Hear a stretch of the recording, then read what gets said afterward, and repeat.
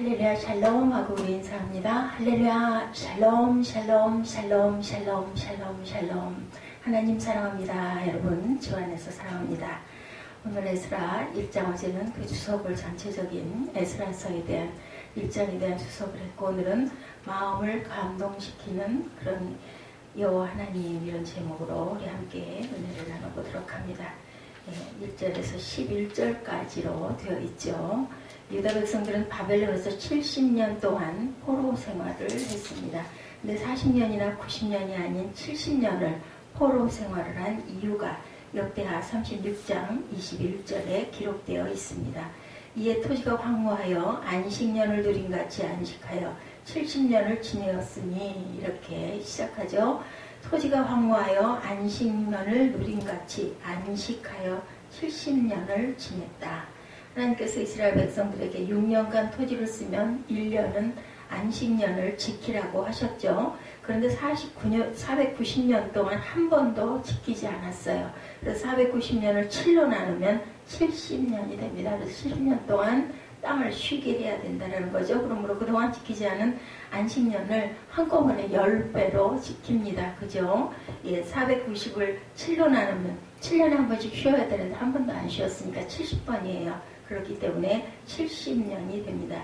백성들은 바벨론의 포로가 되었지만 땅은 70년 동안 안식을 하는 결과가 주어지죠. 이것은 하나님의 말씀을 지키지 아니한 데 대한 벌이었습니다. 유다 백성이 70년 포로 생활한 것은 형벌의 의미도 있지만 하나님의 훈련이라는 중요한 의미가 있다라는 것. 하나님은 70년 포로 생활을 통해서 유다 백성들에게 여러 가지 은혜를 주셨고 여러 가지 훈련을 시키셨었는데, 첫 번째 우상 숭배로부터 벗어나게 하셨죠. 가나안 땅에 있을 때는 가나안 7 족속이 섬기는 우상 숭배에 끊임없이 미혹이 되었었습니다. 그래서 하나님을 섬기라고 해도 바알과 아세라만 섬겼습니다. 그런데 그들은 우상을 섬기니 결국은 나라가 망해 포로가 된 것을 깨닫고 더 이상 우상을 섬기면 안 되겠다라는 그러한 것을 깨닫고 결심을 합니다. 우상의 본거지인 바벨론에 가서 우상을 보니 우상이 정말 지긋지긋했죠. 이제는 살아계신 하나님을 그리워하게도 됩니다. 우리는 가까이 늘 있는 사람은 귀한 줄 몰라요. 그죠? 오랜만에 만난 사람이 더 반갑습니다. 그런데 오랜만에 만난 사람하고 살아보니 그대 가족이 그리워지는 거죠. 내 부모가, 내 처자가 그리워지는 것과 같습니다. 그래서 예루살렘에 돌아가 살아계신 하나님을 경배하기를 간절히 소망하는 마음이 생겼다는 거죠. 예루살렘에 있을 때는 우상을 섬겼으나 바벨론의 포로가 되어가니 하나님을 그리워하게 되는 그러한 역사가 나타나죠. 둘째, 하나님의 말씀의 소중함을 깨닫습니다. 첫 번째로는 우상 숭배를 멀리하게 됐다. 두 번째는 하나님 말씀의 소중함을 깨닫게 됐다. 이사야 선지자와 예레미야 선지자가 외쳤을 때는 듣지 않았습니다.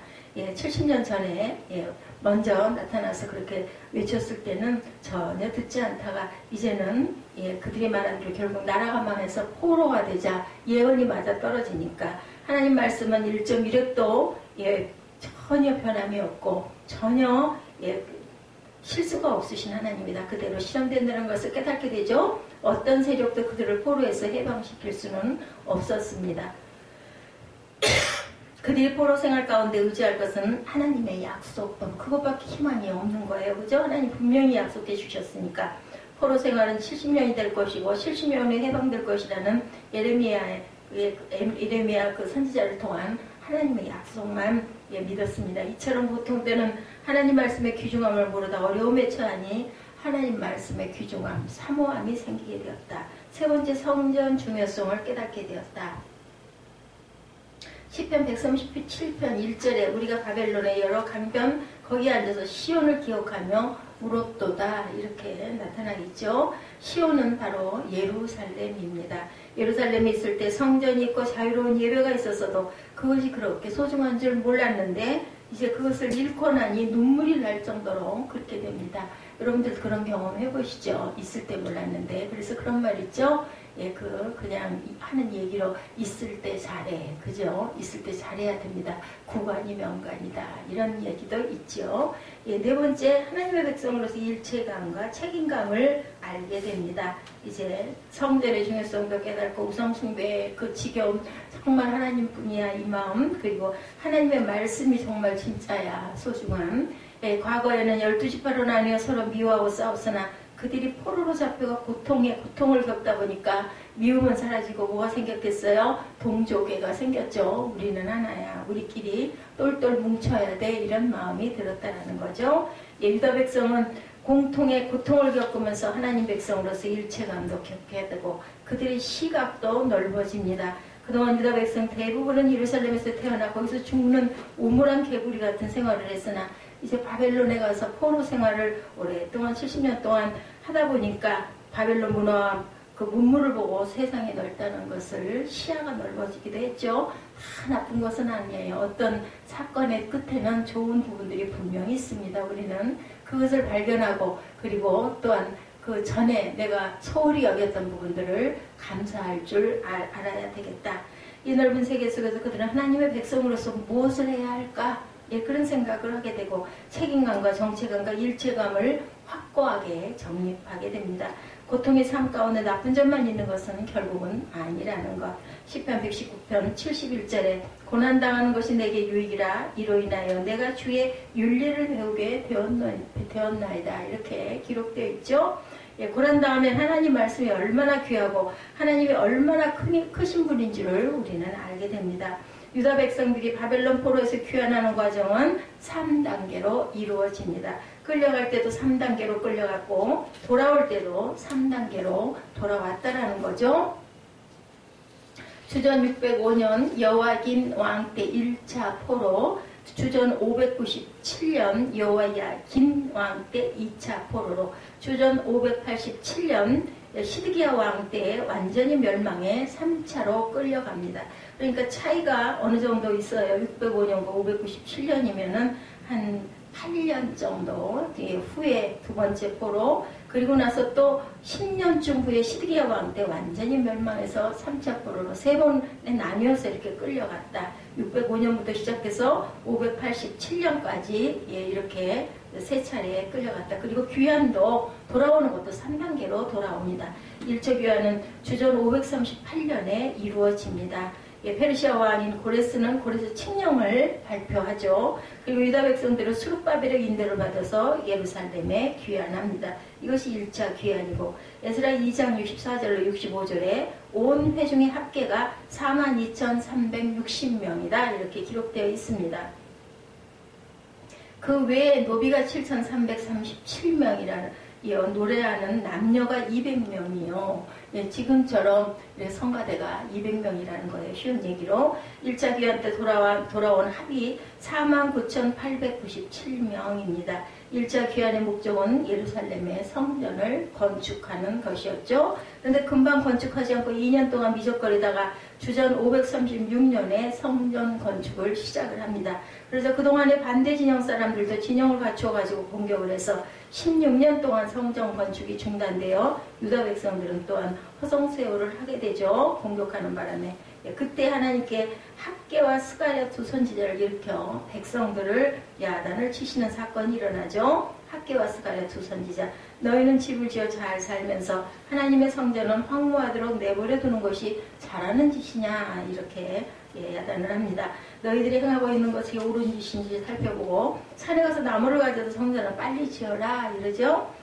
결국 5년 만에 건축해 주전 515년에 건축된 성전을 우리는 수룹바벨 성전이라고 부릅니다. 첫 번째로 지어진 성전이죠. 이런 스토리가 에스라서 1장 6절에 기록되어 있습니다. 오늘 보면 6절이죠. 그 사는 사람들이 은그릇과 금갑 물품들과 짐승과 보물로 덮고 그 외의 예물을 기쁘게 드렸더라. 하나님은 고레스 왕의 그 마음을 감동시키죠. 고레스 왕은 페르시아 사람입니다. 페르시아 7족속 가운데 아주 매우 대단한 그러한 그 왕이었었어요. 하나님께서 주전 458년에 율법에 익숙한 학사 이스라엘을 중심으로 1754명이 이제 두 번째로 2차 귀환을 하게 되죠.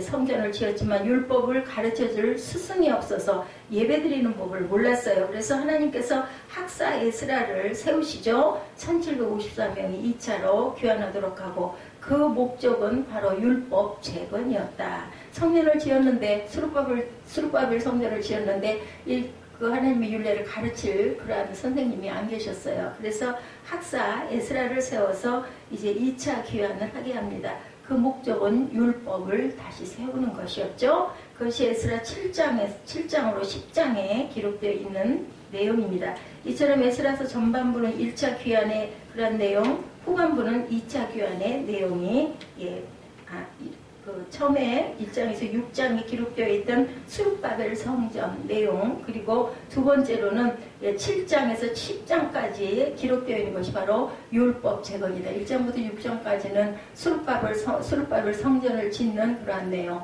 7장부터 10장까지는 율법 재건이다. 이처럼 에스라서 전반부는 1차 귀환의 스토리, 후반부는 2차 귀환의 스토리이다. 1차 귀환은 주전 538년, 2차는 주전 458년입니다. 그래서 한 80년 동안 두 귀환 사이에 80년의 간격이 있습니다.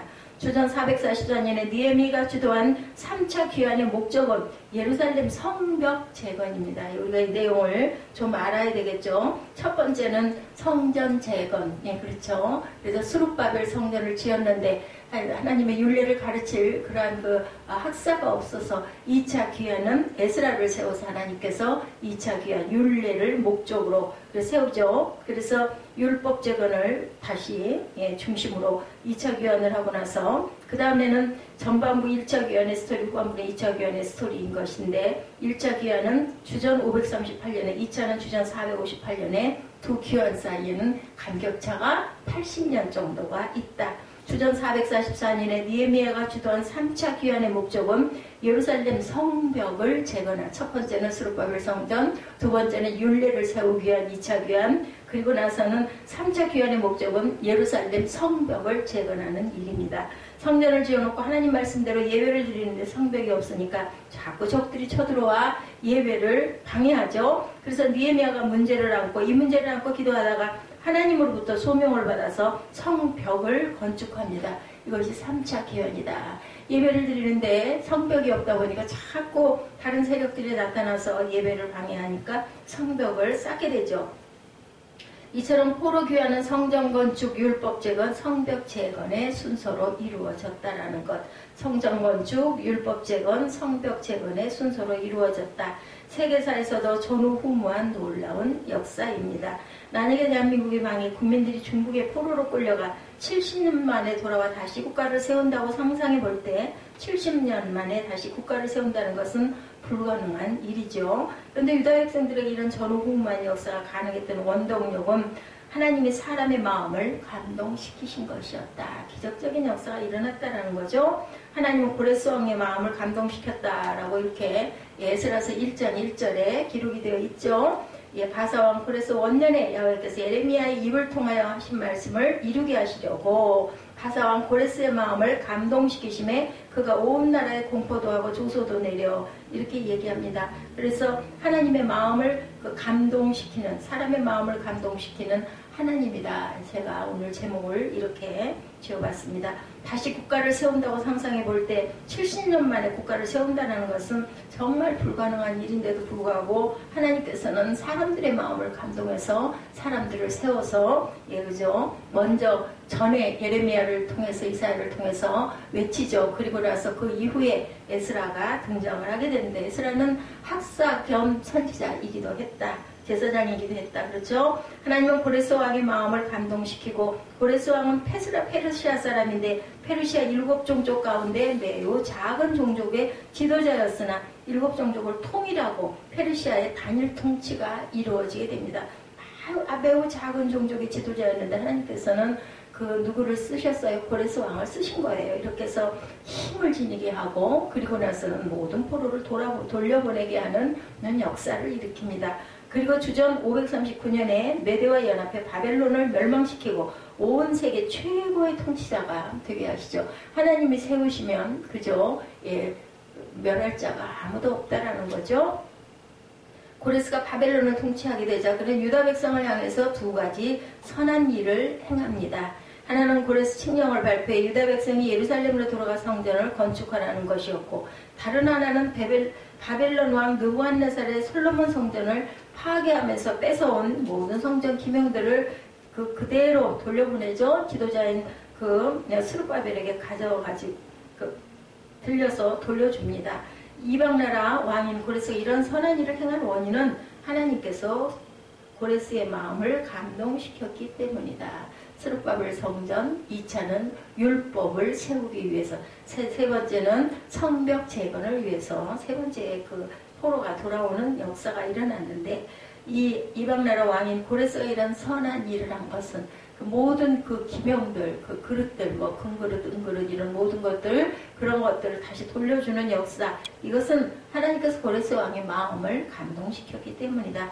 본문 1절에 바사온 고레스 원년에 야훼께서 예레미야 입으로 하신 말씀을 응하게 하시려고, 예레미야를 통해서 하신 말씀을 응하시려고 바사왕 고레스의 마음을 감동시키심에 저가 온 나라에 공포하고 조소도 내려, 이렇게 기록되어 있다고 그랬죠. 다른 사람들은 아닌 왕의 마음이 감동을 받습니다. 한 국가가 살아나는 어마어마한 역사가 일어나게 되죠. 2절 후반으로 3절 초반에 하늘의 신 야훼께서 세상 만국으로 내게 주셨고 나를 명하사 유다 예루살렘 성을 건축하라 하셨나니 이스라엘의 하나님은 참 신이다, 이렇게 고백되는 내용이 나타나 있습니다. 하나님께서 어떤 방식으로 고레스 왕의 마음을 감동시키셨는지 성경에 구체적으로 기록되어 있지는 않지만 두 가지 분명하게 영향을 미친 것은, 하나는 그의 내적인 확신, 다른 하나는 외적인 확신이었다. 이렇게 안팎으로 증거가 일치하면서 확신을 가질 수 있게 합니다. 성령께서 고레스 왕의 영혼에 직접 1대1로 아마 말씀하셨을 거예요. 그렇죠? 꿈으로 말씀하셨는지 음성으로 말씀하셨는지 우리는 알 수가 없지만, 그러나 하나님의 고레스에게 내적으로 말씀하신 것은 분명하다.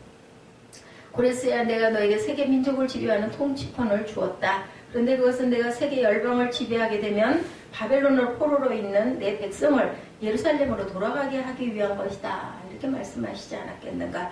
그리고 느부갓네살이 나를 섬기기 위해 두었던 성전 그릇들을 가지고 왔는데 그것을 하나도 건드리지 말고 다시 돌려줘라, 이렇게 말씀하셨을 것이다.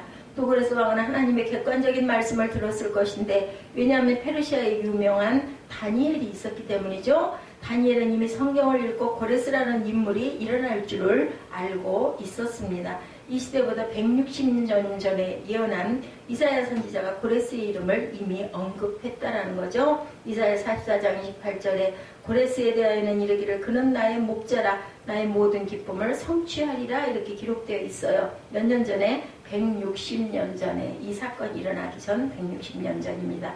45장 1절에, 이사야 45장 1절에 나의 여인은 나의 기름받은 고레스의 오른손을 잡고 열국으로 그 앞에 항복하게 하며, 이렇게 기록되어 있기도 하다. 이 말씀을 다니엘은 알고 있었다. 그래서 고레스가 페르시아를 통일한다 해도, 고레스가 바벨론을 멸망시킬 때에도 그럴 줄 알았다라고 알고 있었을 거예요. 왜냐하면 성경에 이미 170년 전에 예언으로 이사야를 통해서 나타났기 때문이다. 왜냐하면 이사야 선지자가 이렇게 미리 얘기를 했기 때문에, 그것을 읽었기 때문에 알았다. 그리고 다니엘은 고레스가 바벨론을 멸망시키고 이제 유일한 지도자가 되었을 때에도 그에게 나아갔을 것입니다.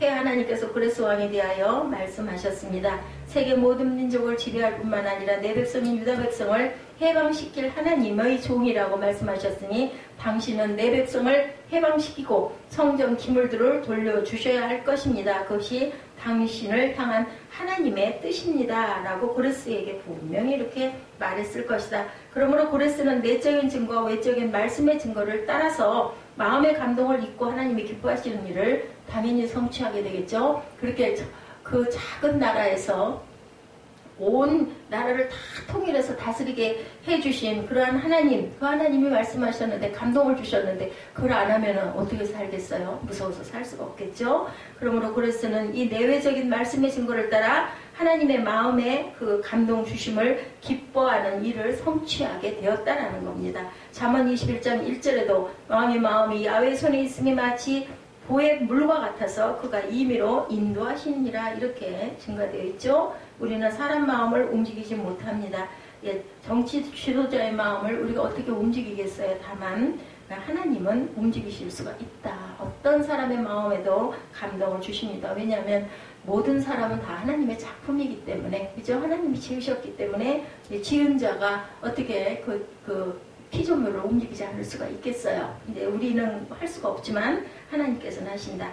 그러므로 성도는 위정자의 마음을 움직일 수 있는 그 하나님께 기도를 드리는 거죠. 우리들은 나는 못해도 하나님은 사람의 마음을 움직이신다는 진리가 하나님의 백성들의 큰 위로가 되었을 것이다.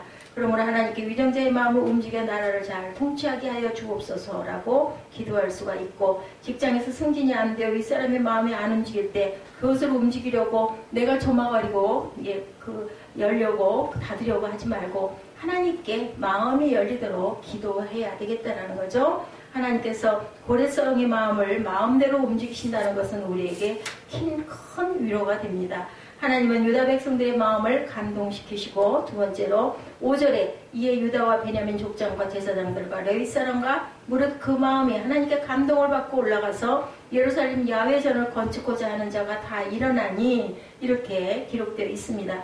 그런데 바벨론에 남아있고 돌아오지 않는 사람은 약 200만 명이 된다고 그러죠. 바벨론에서 태어나 바벨론에서 교육받고 바벨론에서 생계를 유지하고 70년을 살아와 모국어인 히브리어도 다 잊어버린 유다 백성들이 그들의 삶의 모든 터전을 버리고 예루살렘으로 돌아가기로 결정한 것은 사실은 현실적으로 쉽지가 않습니다. 이제 그 자리에 터를 받고 살아서 70년이 지났으면 1세대들이 돌아가고 2세대들이 살아갈 텐데, 내 부모가 있던 고향을, 그것을 내가 지금 있는 모든 터전을 다 버리고 아무것도 없이 떠난다는, 그 황폐한 곳으로 떠난다는 것은, 그 결정은 쉽지가 않죠. 우리가 그 예상만 해봐도, 상상만 해봐도 저와 여러분 같으면 엄두가 나겠습니까? 그런데 다 떠나게 됩니다. 그래서 200만 명은 돌아가지 않고 남았는데 그들이 겪은 사건이 바로 에스더서에 나타난 사건이라는 것. 하나님께서는 49,897명의 마음을 감동시키셨습니다. 그들은 바벨론에 이뤄놓은 모든 삶의 틀을 버리기로 결단을 하죠. 시편 137편 5절과 6절에 예루살렘에가 내가 너를 잊을진대 내 오른손이 그 제주를 잊을지로다. 내고 예루살렘을 기억하지 아니하거니와 내가 너를 나의 제일 즐거워하는 것보다 지나치게 아니할진대 내 혀가 내 입천정에 붙을지로다. 이렇게 기록되어 있습니다. 이것이 그들의 심정이에요. 그들은 이런 심정으로 돌아갑니다. 내 오른손이 그 제주를 잊을지로다. 내가 예루살렘을 기억지 아니하거나 내가 너를 나의 제일 즐거워하는 것보다 지나치게 아니할진대 내 혀가 내 입천장에 붙을지로다. 이것이 그들의 심정인데, 마지못해서 돌아간 것이 아니라 일제에서 해방된 한국 사람들의 심정과 같은 기쁨과 감격의 심정으로, 어려운 일을 당하고 나니까 그나 얼른 가야 되겠네, 이러고 있다가는 죽겠네, 이런 마음이 들었다라는 거죠. 이것도 또한 하나님의 사람의 마음을 사건을 통해서 깨닫게 하시고 감동시키신 것이다. 시편 126편 1절로 3절에 야훼께서 시온의 포로를 돌리실 때 우리가 꿈꾸는 것 같았도다. 그때 우리 입에는 웃음이 가득하고 우리 혀에는 찬양이 찼었도다. 이렇게 증거하죠. 열방 중에서 말하기를 야훼께서 저희를 위하여 대사를 향하셨다 하였도다. 야훼께서 우리를 위하여 대사를 향하셨으니 우리는 기쁘도다. 이렇게 고백되어 있습니다. 유대 백성들에게 감동이 있었죠. 강도가 세워지면서 감격으로, 우리가 감동해서 감격하면 그 다음에 뭐해요? 눈물을 흘리게 되죠. 유다 백성들에게 이런 사건이 일어났습니다. 우리나라가 일제에서 해방되었을 때도 백성들의 거리에 나가 태극기를 휘날리며 감격했죠. 만세를 불렀죠. 그죠? 유다 백성들도 이런 감격을 가지고 해방이 되었다. 유다 백성들은 예루살렘을 향한 진정한 갈망, 하나님을 향한 진지한 사랑을 다시 회복을 하게 됩니다. 그냥이 아니죠. 단계를 통해서 정말 하나님밖에 안 계시구나, 내 고향밖에 없구나, 이런 것들을 깨닫게 되었다라는 겁니다. 이것이 구약 최고의 신앙 부흥이고 두 번째 출애굽의 사건이다. 한 번은 애굽에서 나온 것이고 한 번은 바벨론에서 나온 것이죠. 이런 부흥은 하나님께서 성도들의 마음을 감동시키시는 줄로, 그런 일로만 통해서 일어날 수가 있다. 그럼 우리는 부흥을 주세요라는 기도보다는 하나님 내 마음에 감동이 일어나게 해주세요. 하나님 성도들의 마음에 감동이 일어나게 해주세요. 하나님 교회들의 마음에 감동이 일어나게 해주세요. 하나님 주의 종들의 마음을 움직여주세요. 이렇게 기도해야 되겠죠. 하나님은 바벨론 사람들의 마음도 감동시키시죠. 하나님은 이방 불신자인 바벨론 사람들의 마음도 감동을 시킵니다. 본문 4절에 무릇 그 남아있는 백성이 어느 곳에 우거하든지 그곳 사람들이 마땅히 은과 금과 기타 물건과 짐승으로 도와주고 그 외에도 예루살렘 하나님의 전을 위하여 예물을 즐거이 드릴지어다. 이렇게 기록되어 있어요. 남아있는 백성이 어느 곳에 우거하든지 그죠? 그들을 도와주어야 된다. 고레스 칙령 가운데 이런 내용도 있습니다. 바벨론 사람들은 고향으로 돌아가는 유다 백성들에게 은과 금과 예물을 주어 돌아가서 예루살렘 성전을 건축할 수 있도록 해라 이렇게 얘기를 한 거예요. 칙령이 내려졌습니다. 그런데 아무리 왕이 주라고 해도 백성들의 마음이 감동이 없으면 소용이 없죠. 하는 척만 하지 절대로 그렇게 줄 리가 없습니다. 그러나 바벨론 사람들은 이방 사람들이고 불신자들이었음에도 불구하고 감동을 입고 은금 물건 짐승과 예물을 다 주었다. 이것도 기적이죠. 어떻게 이런 일이 있을 수 있을까. 6절에 그 4년 사람들이 마땅히 은과 금과 기타 물건과 짐승으로 도와주고 그 외에도 예루살렘 하나님의 전을 위하여 예물을 즐거이 드렸더라. 이렇게 6절에도 기록되어 있습니다. 이스라엘 백성들은 애굽에서 나올 때도 애굽 사람들에게 예물을 받았듯이 바벨론에서 나올 때도 바벨론 사람들로부터 예물을 받아 돌아와 성전을 지을 수가 있게 되었다. 이것이 하나님의 감동은 불신자들에게도 미칠 수가 있다라는 증거입니다. 하나님께서는 때로는 적군을 이용해서도 그죠? 어떤 사건을 어떠한 일을 매듭 지으실 수가 있다. 그러므로 아무리 불신자라 할지라도 하나님의 감동은 미칠 수 있다는 진리를 믿고 우리가 기도해야 되겠다. 아유 저 사람이 어떻게 예수 믿겠어. 이렇더라도 우리는 이름을 불러가며 기도해야 되겠죠. 예, 하나님의 감동은 두 가지 이유 때문이었다. 하나의 약속이 되어 있다는 실현, 하나님의 약속이 때가 되어 실현된 것. 70년이 지나면 너희에게 감동을 주어 돌아가고자 하는 열망을 일으켜주겠다고 하신 그 약속이죠. 또 하나는 하나님의 백성들이 기도했기 때문이다. 다니엘도 기도했죠. 다니엘 9장 17절에 하나님이여 지금 주의 종의 기도와 간구를 들으시고 주를 위하여 주의 얼굴빛을 주의 황폐한 성소에 비추시옵소서 이렇게 기록되어 있고 예레미야 29장 12절로 14절에도 너희는 내게 부르시어 와서 내게 기도하면 내가 너희를 들을 것이요 너희가 전심으로 나를 찾고 찾으면 나를 만나리라 나 야훼가 말하노라 예, 이렇게 말씀하고 있죠. 예, 내가 너희에게 만나지겠고 너희를 포로된 중에도 다시 돌아오게 하되라고 기록되어 있습니다. 하나님의 말씀은 우리 영혼에 이렇게 감동을 줍니다. 우리가 생각할 때 불가능하다고 여겨진 모든 것들도 하나님께 기도했을 때 하나님께서 그 사람의 마음을 움직여서 감동이 일어나게 하고 그리고 하나님께서 우리가 이루지 못한 모든 것을 하나님께서 대신 그래서 성령이 우리의 기도할 바를 알지 못할 때 대신 기도해 주신다 이렇게 말씀하시죠. 우리는 내게 부르짖으며 와서 내게 기도하면 내가 들을 것이요 예, 예레미야 29장 12절로 14절 말씀을 절대 잊지 마시고 또한 다니엘의 기도 예, 다니엘 9장 17절에 하나님의 지금 주의 종의 기도와 간구를 들으시고 주를 위하여 주의 얼굴빛을 주의 황폐한 성소에 비추시옵소서. 황폐한 성소에 비쳤을 때 하나님께서는 이 사람을 통해서 역사하신다는 것을 믿고 오늘도 기도하시는 저와 여러분 되시기를 주님의 이름으로 축복합니다. 기도하시겠습니다.